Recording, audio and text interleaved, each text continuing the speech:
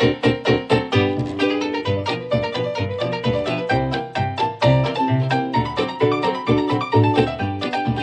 Friends, wonder பாலினின் அன்பு வணக்கங்கள்.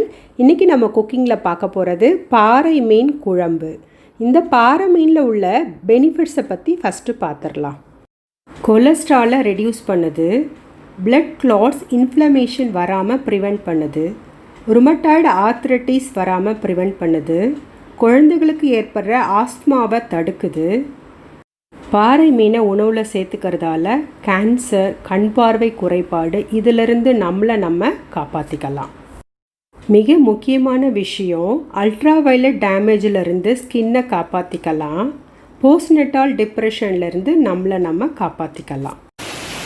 எங்கள் ஊரில் மத்தியான நேரத்தில் நல்ல மழை பெய்யுது. மழைக்கு மீன் குழம்பு ரொம்ப நல்லாயிருக்கும். வெயில் கொஞ்சம் குறைஞ்சிருக்கு. வாங்க இப்போ மீன் குழம்பு எப்படி செய்கிறதுன்னு பார்க்கலாம்.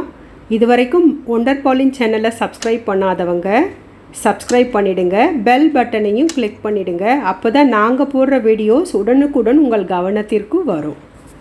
மீன் குழம்பு மண் சட்டியில் பண்ணால் சுவை அதிகமாக இருக்கும். சமையலுக்கு நல்லெண்ணெய் யூஸ் பண்ணால் மிகவும் சுவையாக இருக்கும். 4 ஸ்பூன் எண்ணெய் ஊற்றியாச்சு. எண்ணெய் காஞ்சதும் கொஞ்சமாக வெந்தயம் சேர்த்துக்கிறோம்.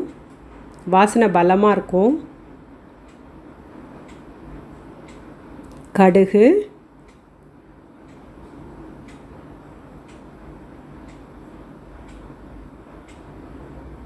கடுகு பொரிஞ்சிருச்சு.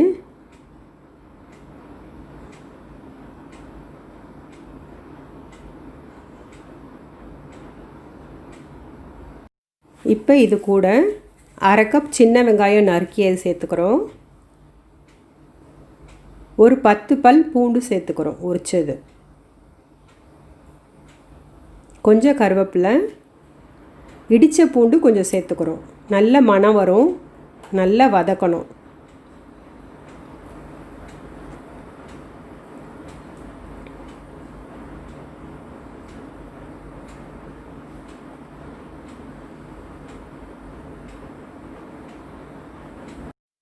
வெங்காயம் வதங்கிடுச்சு. இப்போ சிறிய தக்காளி 2 நறுக்கியதை சேர்த்துக்கணும். இதையும் நல்லா வதக்கணும். கொஞ்சம் உப்பு வேணால் ஆட் பண்ணிக்கலாம், சீக்கிரம் வதங்கிடும். 1/4 டீஸ்பூன் மஞ்சள் பொடி சேர்த்துக்கணும்.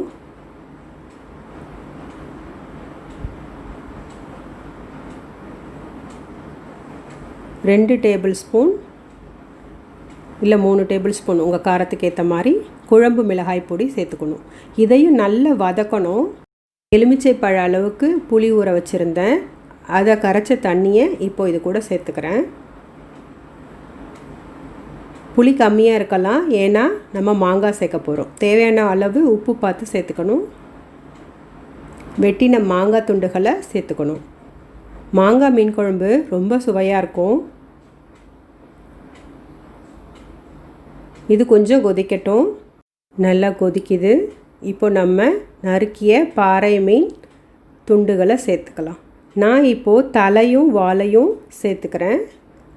இந்த மீன் ஃப்ரை பண்ணால் இன்னும் அருமையாக இருக்கும். முள் கம்மியாக இருக்கிறதால குழந்தைங்க விரும்பி சாப்பிடுவாங்க. மீன் குழம்பு மூடி வச்சு 10 நிமிஷத்துக்கு அப்புறம் ரெடி ஆகிடுச்சு. இந்த மாதிரி எண்ணெய் மேலே மதந்து வந்துருச்சு. இப்போ நம்ம சர்வ் பண்ணலாம். இந்த பாறை மீன் குழம்பு சூடான சாதத்துடன் அருமையாக இருக்கும். இட்லி தோசைக்கும் சூப்பராக இருக்கும். அடிக்கடி பாறை மீனை உணவில் சேர்த்துக்கோங்க. ஆரோக்கியமாக இருங்க. நீங்கள் சமைச்சிட்டு எப்படி இருந்ததுன்னு கமெண்ட் செக்ஷனில் எங்களுக்கு போஸ்ட் பண்ணுங்கள். ஒண்டர் பாலின் சேனலில் veg cooking, gardening, cubing, herbs, parenting, bible verse இன்னும் நிறைய இருக்குது. சேனலை பாருங்கள். சப்ஸ்கிரைப் பண்ணாதவங்க சப்ஸ்கிரைப் பண்ணிவிடுங்க. பெல் பட்டனை கிளிக் பண்ணிவிடுங்க.